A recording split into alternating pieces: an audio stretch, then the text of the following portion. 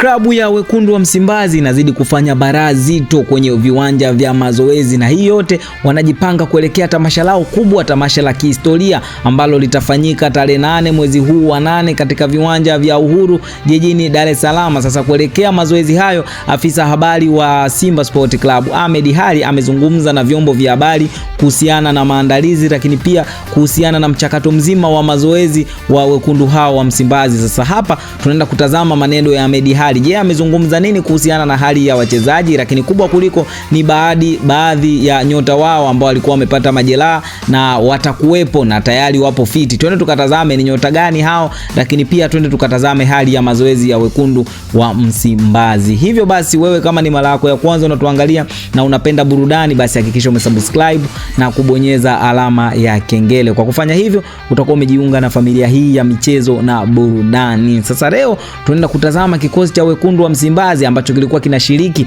michuano ya Sekafa Kagame Cup ambayo ilikuwa inatumika kama pre-season kwa ajili ya kujiandaa na msimu mpya wa mashindano 2026-2027. Simba Sport Club tayari wameshawasili Tanzania baada ya kutoka kule Rwanda jijini Kigali ambapo walikuwa wanashiriki michuano hiyo ya Sekafa Kagame Cup. Tayari wametua Tanzania na kujiandaa na mchezo wa kujiandaa na tamasha lao kubwa la Simba Day. Sasa kuelekea tamasha hilo, Ahmed Ally ambaye ni msemaji wa wekundu wa Msimbazi amezungumza kuhusiana na hali ya wachezaji. Tunafahamu kwamba Shomari Kapombe aliumia kwenye mchezo wa Simba dhidi ya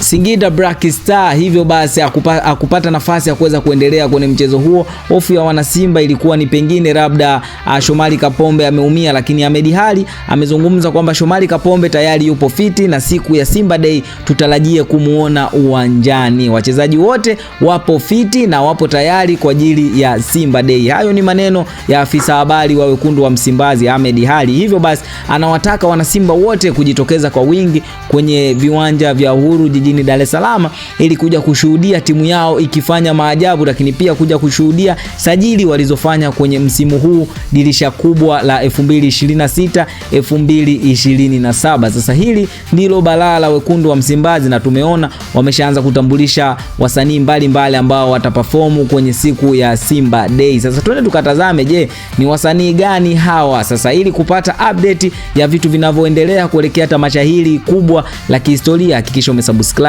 na kubonyeza alama ya kengele. Hadi wakati mwingine, bye bye.